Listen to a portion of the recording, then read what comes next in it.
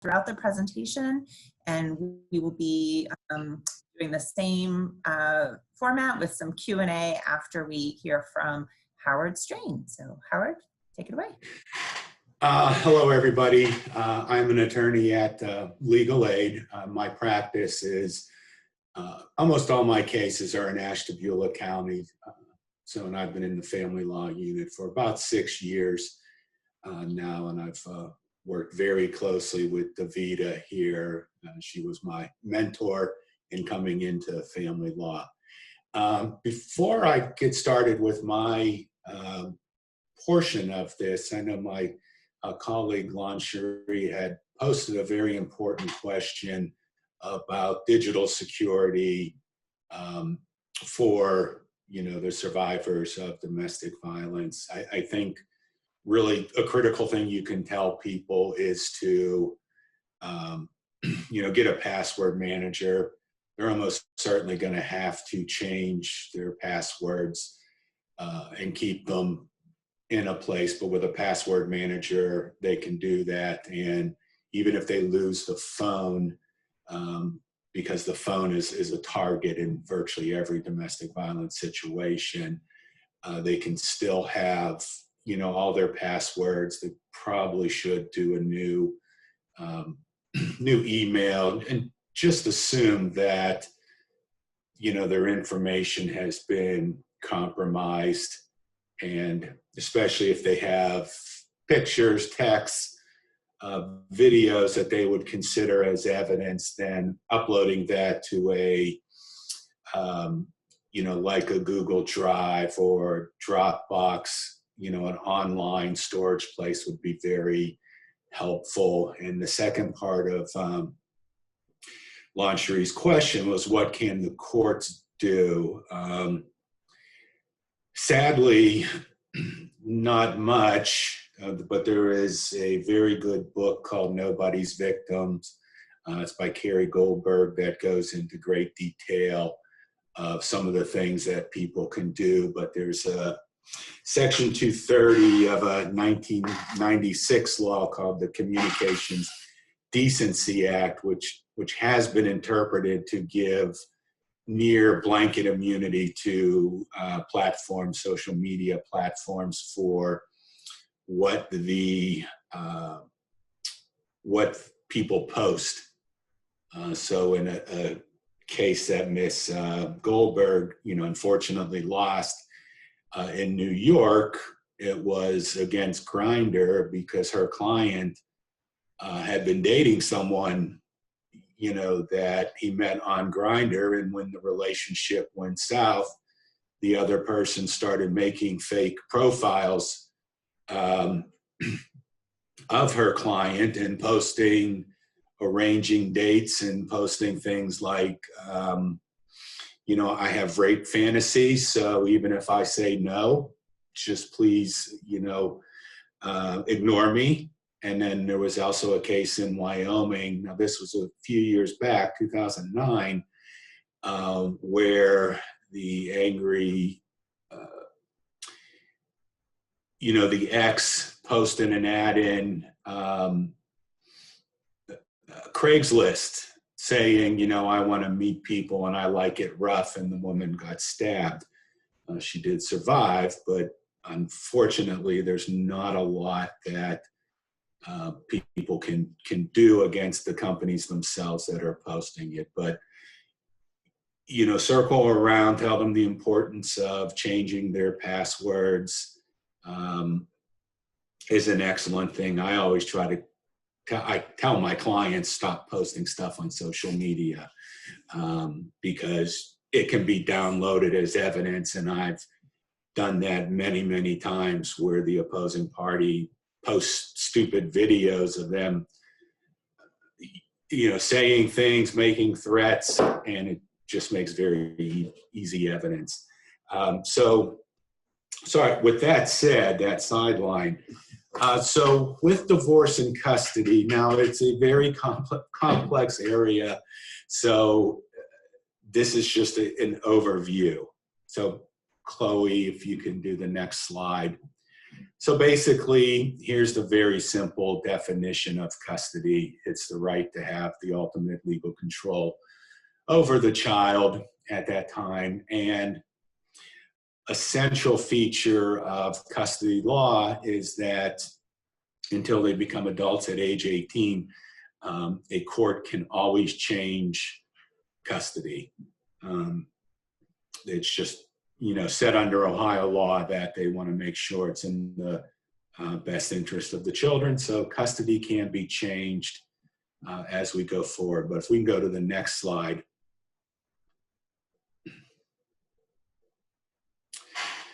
So now after, the Ohio Supreme Court, the United States Supreme Court issued Obergefell and, gave a federal constitutional protection to same-sex marriage.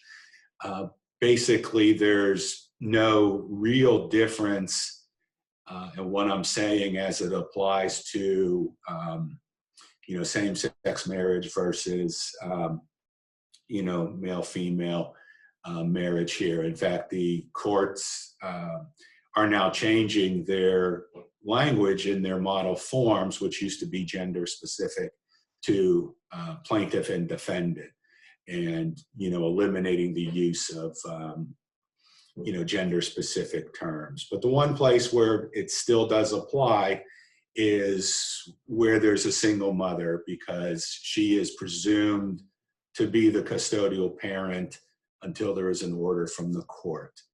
I've done a search. I've not seen that statute addressed where there's been artificial insemination. So I just don't know the area, but I think with that exception, everything else is now treated in a gender neutral manner in terms of custody. You can go to the next slide. Okay, so if you want to bring a custody dispute in the court, you have basically two choices. If you're unmarried, you go to juvenile court, and if you're married or have been married, you have to go to the common pleas court. Some of our counties have what are called domestic relations divisions. They're just, usually the larger population counties have that, where all the court people specialize, but they're still part of the common pleas court. Ashtabula doesn't, but there's 3 judges there, but there's 1 magistrate that hears all the divorce-related cases. There are a few caveats, but like I write there, they're beyond the scope of this presentation. So we can go to the next slide. Okay, first, if you want custody, you got to establish that that there's parentage, and it's a presumption if they sign what is called a paternity affidavit, which usually hospitals will present. If the parties are married and the child's born during the marriage, then the presumption is that that child is of those 2 people, I call it CISA here. It's the Child Support Enforcement Agency in your county. They can do a DNA test to determine, because sometimes there's a child born during the marriage that's not the party to the marriage is not the father. So that does happen. The tests have to be done. So this is I signed the birth certificate is not enough under law to create the presumption of paternity. Next slide. So when you have a divorce, there are actually like 3 very broad components of what's at issue. There's the issue of the marriage itself, the legal marriage that a court will be dissolving. There's the property that the 2 parties have obtained during the marriage that the court will divide. Yeah, Lon Cherie pointed out a different thing that Cuyahoga has called it, doesn't call it Child Support Enforcement Agency anymore. I do have in a later slide what the new name is. And then the third thing is that the custody of the children. Now, in general, the child must be residing in the state for 6 months. And if not, to become what's called the home state. That's language that's used by all 50 states, have adopted the same law because they don't want people running with the child to another state to try to change custody. And this is actually true too of the juvenile court. So if the parties are single, and the juvenile court still has to establish that Ohio is the home state. There are exceptions, but again, they're very complicated and I don't want to get into them here. Now, the parties in every case involving a child have to list where the child has been living for the past 5 years, and that's to help the court regarding the home state status. Next slide, please. Okay, the juvenile court. Now, one thing to know, not all cases involving the child and the parents in juvenile court are custody cases. Usually some are called what's abuse, neglect, and dependency cases. And these are the ones where the agency, the Children's Services Agency, and again, they have different names in the counties, the Children's Services Board in Ashtabula County, they usually bring the case. So at that point, even if the parents are in the midst of a divorce in another court, the juvenile court takes custody. Takes control of the lawsuit because they are saying that one or both of the parents is not qualified to, be watching the child at that point. Now, a couple of things to know. It's not a criminal case, but is one of those rare civil cases where the party is given an attorney if they cannot afford one. So there's always a public defender's office works in the juvenile court, and part of their duties would be assigned to the one parent and the other assigned to the other parent. Now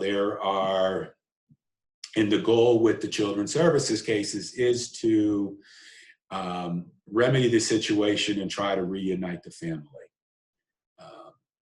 There are what are called a private party can bring an abuse, neglect, and dependency case. I'm not a big fan of those. The couple that I've seen have been grandparents saying, oh, my child is going to lose custody of the children and his children in the divorce case. I better file something in juvenile court. But a lot of that has been taken care of because it will usually get transferred to the domestic relations court. Next slide, please. Okay, so divorce. The party bringing the case has to have been in Ohio for 6 months. And then, as I said, the court will decide the home state. Now, there are situations where the parent who has brought the divorce case, has been in Ohio for 6 months, but the children, the home state is in a different state, say Pennsylvania. And at that point, the Ohio can still divorce the parties. In fact, you don't even need to get service to get a divorce on the other person, but the court will not be able to decide the custody situation. The parent will have to go back to, in this case, a Pennsylvania court to have them decide custody. Next slide, Chloe. Okay, venue is a legal term that, Ohio sets up factors of where they want, which county they want the court to be, the case to be in. So most of our clients have been living in the county for 90 days or more. So in divorce, that's enough for them to file, say in Ashtabula in my case, or Lake and Geauga in Davita's case. Or if you know the county, the other person lives in the county, you can file it in that county and serve them there. But that's, kind of a legal term that, you probably don't want to really address or just have them, person you're helping out to call someone. Oh, we can go to the next slide, please. Okay, so this is the big factor in all custody cases. It's the best interest of the child. In law school, while we were preparing to take the bar, family law classes were not required in law school. So I didn't take one, and most people I knew didn't. But we would always prepare for the bar, and we knew there were going to be family law cases. And so we just said, whatever you do, say best interest of the child. And then you'll go a long way to passing that portion of the exam. So there's the statute to it, but the key thing to remember when a court determines best interest of the child is what I put in bold. It's not limited to, which means the court can add other factors if they see, and just factor that in. We can go to the next slide. So some of the best interest factors look at and I haven't numbered them here. I put the statute on the other slide. They're listed in, but I kind of grouped them together. I put in parentheses there, it's the child's wishes. I put on parentheses, do not record your child saying, I want to be with mommy or I want to be with daddy. Don't have them write a sentence. That's not, legal in Ohio. And the courts frown on it a lot because, part of what the courts are thinking is that they're being coaxed. And like I said, I've had people post videos of that, and I've downloaded them and used that against them, and the courts have not been happy with them at all. Now, and you really almost never have the child come in and testify themselves. Usually the way to do that, there is a person appointed, or who, can be appointed, called a guardian ad litem. They are usually attorneys, and their job is to sort of represent the interests of the children here. And so they talk to the child, and they go and do an investigation, and they have pretty broad latitude as to who has to give them records or not. And, they have access to medical records and school records, and then they write a report, and they can tell what the children have expressed as the best interest. Now, if the child is older, sometimes the child may express a wish that is different than what the guardian ad litem recommends. In those cases, it's usually up to the court to appoint another lawyer to represent, say, the oldest child who, doesn't want to be with mom, wants to be with dad, and the guardian says, that's in the best interest to be your mother. The court can appoint an attorney, or usually has to appoint an attorney to represent that child. So in the other way children can express their interest is one of the parties or the court orders itself that there be an interview with either the magistrate or the judge. And they go in chambers, although the guardian ad litem is allowed to be there, and usually is required to be there. The magistrate talks to the kids without their parents being there and gets a sense of what the child wants. And again, the magistrates I've been to, they obviously give leeway to how old the child is, the child's mental health, all those factors, but that's something that the court can consider. So, you know, this one, I just call them the environmental factors. What's it like for the children? Who are they going to be interacting with? How have they adjusted with their school, their home? Does one of the parents is now residing outside of Ohio or plans to reside outside of Ohio? And again, say if where I work, Ashtabula County, if the child's going to be living in Erie, PA, or the parents moving to Erie, PA, that's not a big deal. But if they plan to go to Georgia, that becomes something that the court will consider for that. We can go to the next, please. Okay, the parents really have to cooperate during the case, after the case, because someone can come back to try to modify. Just listen to the court orders. Don't deny parenting time. Making child support payments. Sometimes the child support is ordered at the beginning of the case and still continues. But if the person is not making it, those payments, that can be considered too. Next slide, please.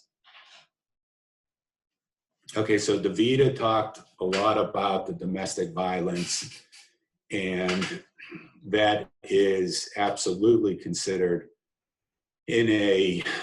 when the court's writing out its agreement or its decision. Usually, so if there is a criminal case where the party has pled guilty or has been found guilty of domestic violence, then the court considers that. They won't consider it if the person just said no contest. And the important thing that is and this also applies to if someone's been guilty of abusing a child, neglecting a child, obviously those things matter in considering parenting time. Now, also, I haven't talked a lot about shared parenting versus sole custodial parenting. It's kind of a complicated area, but the biggest thing with shared parenting is that the parties should be cooperating in making decisions together about the children. And then it's usually when one parent to a shared parent agreement has custody or has the child, they're the legal custodian, and the other parent, when they have the child, is the legal custodian. There's some myths, or there's one really big myth about shared parenting. Some people think that it automatically means there's no child support, and that's not true. But why I mention it in this context is that my magistrate will not award shared parenting if there's been if there's been domestic violence or an aggravated assault. The parties can agree to it if they think they have those protections, but she just will not grant that because she doesn't think in that dynamic that the party who's been the victim of it can truly assert their side and assert their rights under the parenting plan. So in an issue though with any parenting plan, if one of those crimes has occurred, or it's not occurred, if they've pled guilty to it, or if they have been found guilty and the court still awards that person custody or custodial, makes them the custodial parent, the court has to tell why. It has to say, yes, this person, assaulted and beat up the father beat up the mother and pled guilty to the crime. But, for reasons X, Y, and Z, I think he is the one who's in a better place to be the custodial parent. So it kind of makes the court say, why are you doing this? We can go to the next slide. Okay. So this here, so under Ohio law, you can't say, oh, one parent's poor, therefore the wealthier parent should have custody.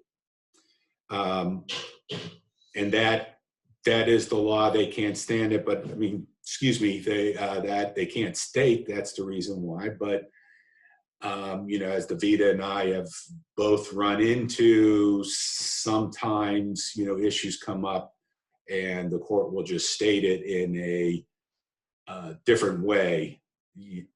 Why the wealthier parent with more resources should be the custodial parent, but the law is that they can't give preference based on financial condition.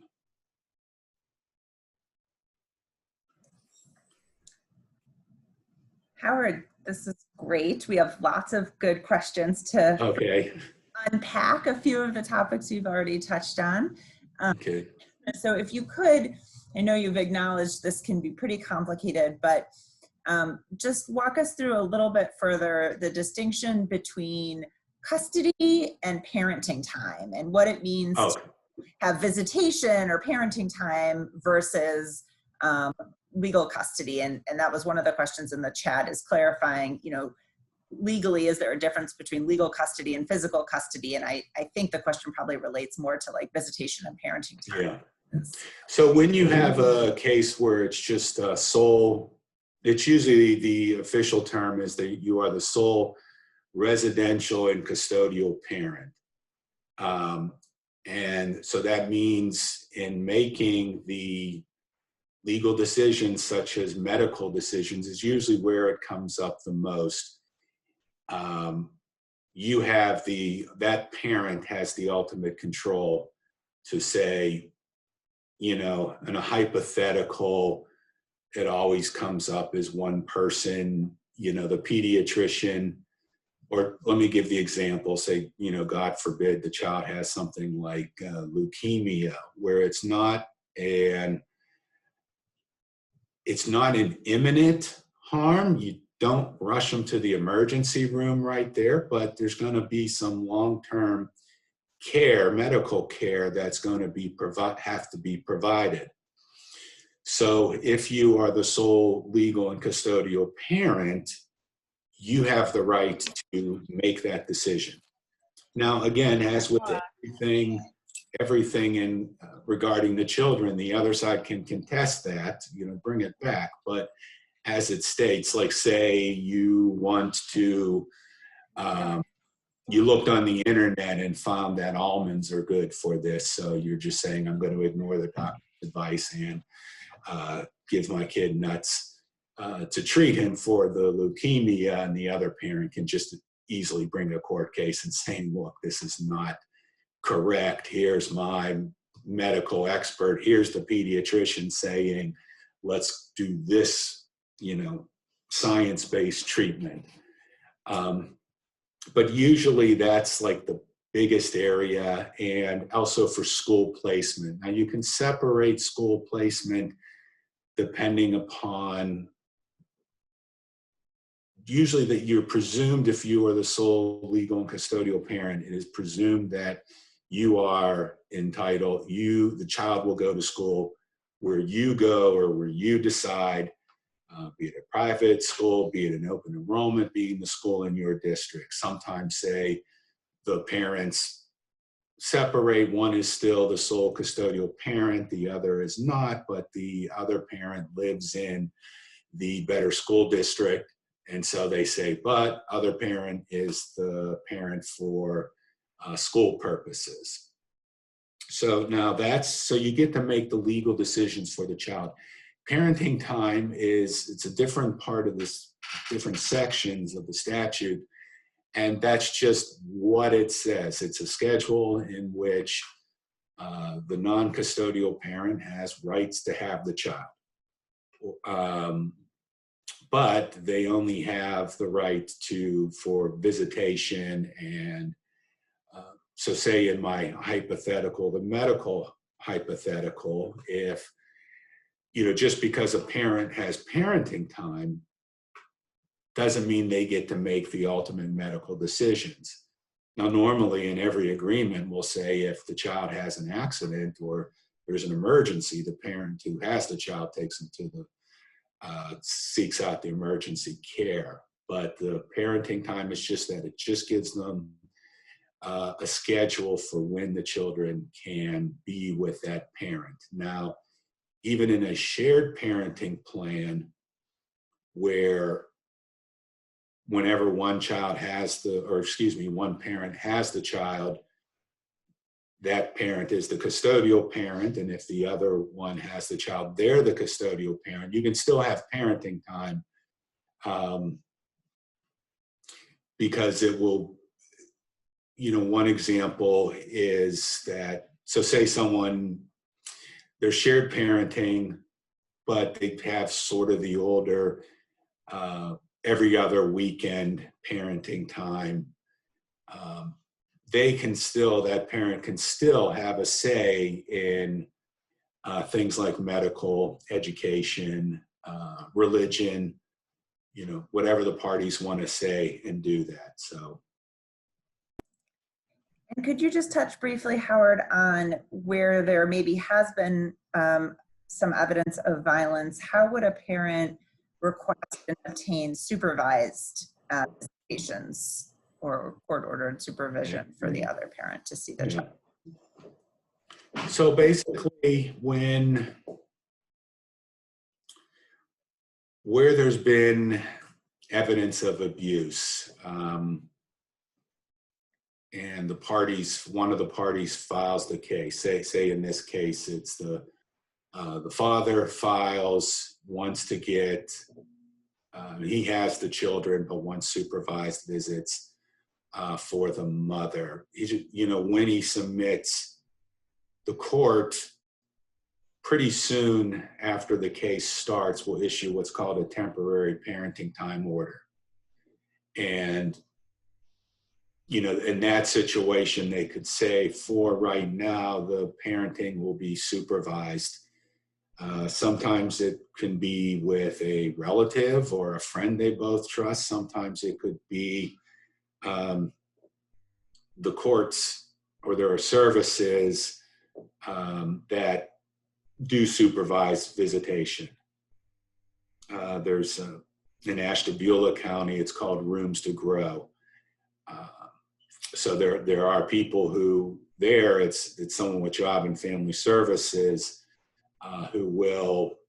they're just there for supervise, depending on the situation in there. So it's up to the court to order that. It's not presumed, and you'll usually have to present some evidence of it. And it's really difficult if you just say, well, I heard this, that kind of thing. Like anything else, the better the evidence that you have, you're going to be more likely to succeed. But also, if the abuse is bad, or you can always call. Children's Services at some point should be involved. Now that's a tricky thing, because it's not, I know this was alluded to earlier, is that sometimes the Children's Services is not helpful. So it's something you just got to gauge. So I was going to circle back to that question from the end of the presentation, whether or not evidence from a DCFS investigation can be obtained by a party in a divorce proceeding to be used as evidence. The answer is yes and no. What usually happens is you do a subpoena to the Children's Services Organization to say, I want to see those, send me those documents. What that Children's Services will do is they'll file a motion called quash your subpoena, but then they send the evidence to the court for the magistrate to look over as in an in-camera review. And sometimes they'll allow counsel to see it. I've had that, but sometimes they don't.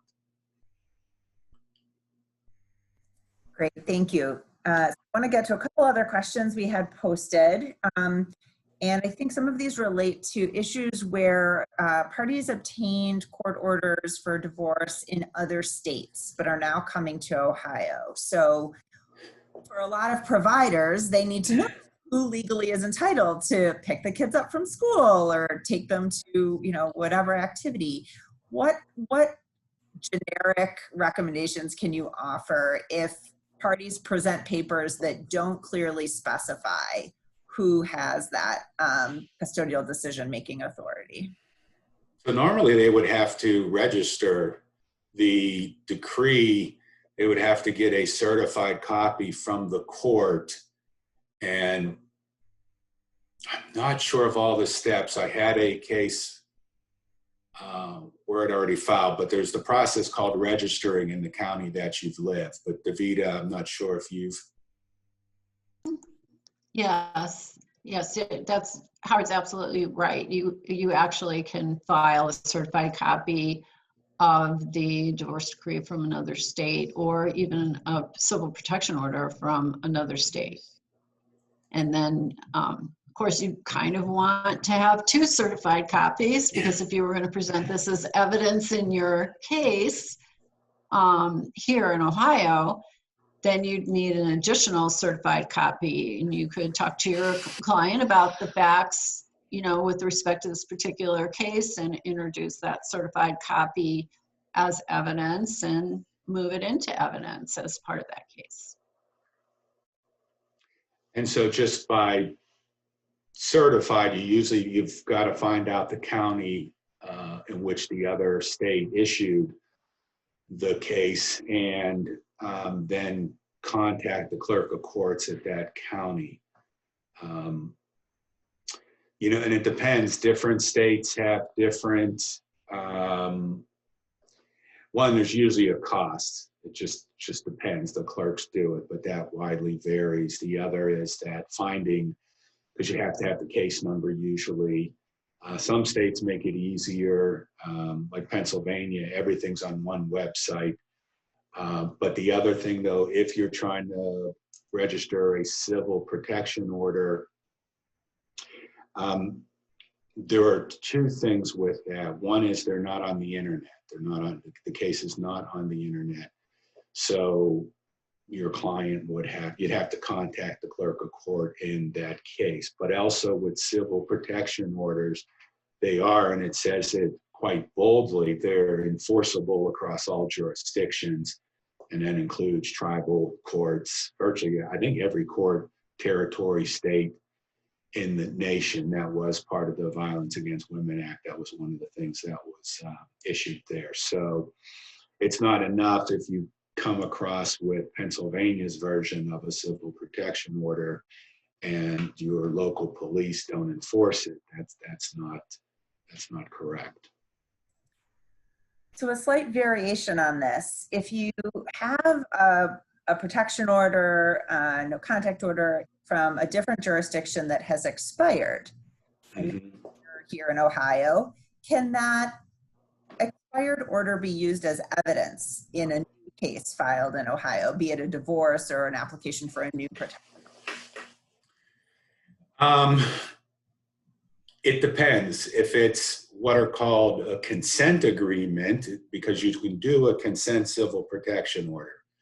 That means you and the parties agree that that party's going to be bound by say 5 years, what the maximum. Since that's by agreement, that person is not making admission that he or she hit you or threatened you or engaged in sexual abuse or stalking you, whatever the reasons to get the civil protection order. If it's after a full hearing, and that's Ohio's version, but after a hearing, if the court enters a finding of fact, then those findings are binding. So even though you can't use, the protection order itself, so say it happened 6 years ago, but if you have a horrible situation and this person put a gun to my head and threatened to kill me, now that's what I need a civil protection order. And then 6 years ago, the judge found that he or she did the same thing. Yes, that can be used as evidence. And similarly, in the context of a custody dispute during a divorce. Yes, but it would also be, remember, you're going to need a certified copy from the court. That's the other thing with civil protection orders, that we like to get 3 at the minimum certified copies, so they have it in their house, their car, and on their person. But as you get children, or if there's a caregiver, schools, you need to get more of them because they really need to be certified. So then the responding officer takes it seriously. Okay. So I think we have time for one last question, which is a great transition before we take a break for our next topic. So there was a question related to whether a parent can have custody if they're behind on child support obligations. Yes. Yeah. That's just one factor to consider. So it's not given greater or lesser weight than the other factors. Sounds good. Oh, one thing though, with where the behind on child support does play in, and I didn't get into this, is so for the taxes. Now, the deductions, now they don't mean much right now because the deduction's 0 in federal, but they have some relevance on other things, is that those generally can't be enforced or not transferred if someone is behind on their child support. So it's a good thing for them to get current. Great. Well, thank you. We are right on schedule. So at this point, we're going to take another 15-minute break. Again, feel free to turn off your cameras, make sure you're on mute, and at 11:15, we will resume for our third and final topic,